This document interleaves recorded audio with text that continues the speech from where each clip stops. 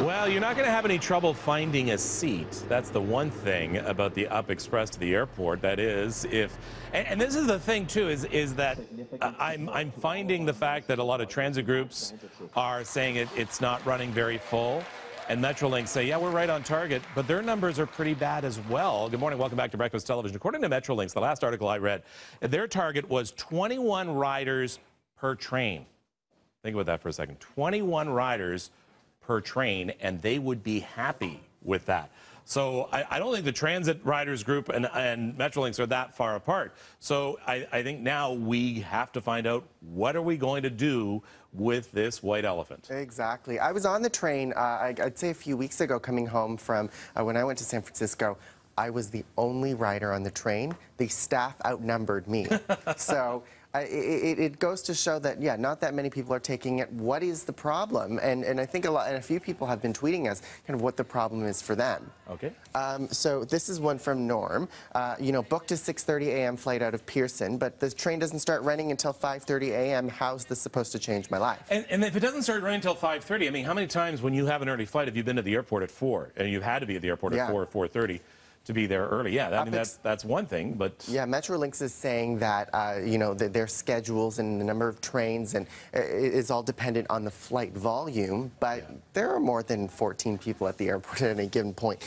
Fort Elgin tweeted saying, "Do let me know if they're for sale at some point.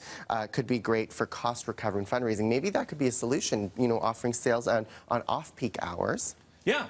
Yeah, do you know what? I thought, hey, why not offer free rides one way? Yeah. If you buy a two-way ticket, like then you buy, yeah, exactly. Yeah, and I mean, even with Presto Card, it's $19 versus the $27.50. That's quite the price gap. Versus the $3 you could pay to take the TTC to the airport in about 20 more minutes. Now, in defense, you know, the Up Express, it is a very comfortable ride. It's very roomy. You can put your feet up. You can put your one suitcase on this chair. You can put the other suitcase on this chair. Yeah, you can have every tray table in your row, but versus being crammed like a can of sardines. As you would be in a GO train. As you would be in a GO train. Which Metrolinx also runs. So they've sunk $500 million into this. Yeah. And yet GO trains are still running standing room only, and there's not all-day service on all GO train lines. And that's what a lot of people are complaining about. Exactly. And so people who are riding it are saying it is great. But one of the interesting tweets that I found from the TTC riders account themselves is about the access to Up Express. People at Union are complaining that it's hard to find Up Express. People at the, you know, the two middle stops, what is it, Bloor and Weston? And Weston, yeah. They're saying that it's hard to access from the TTC It's about a kilometer walk. Yeah. So they've positioned it within these GO train stations, but from the TTC, it's hard to access. So people are having a hard time understanding what demographic this is serving. Yeah, and I think if we had really thought about this instead of rushing it for the Pan Am Games, you know, we've talked so much about the downtown relief line. We might have been able to combine two things into one, have a nice downtown relief line out and then veer up towards the airport and make it an LRT.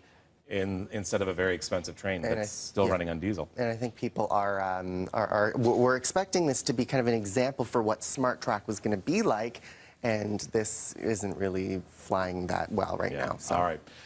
Please comment. In fact, if you like the Up Express, I mean, if you think, you know what, give it time. If you want to defend it, sure, please, by all means, at BT Toronto. Let's go upstairs. Here's Russ.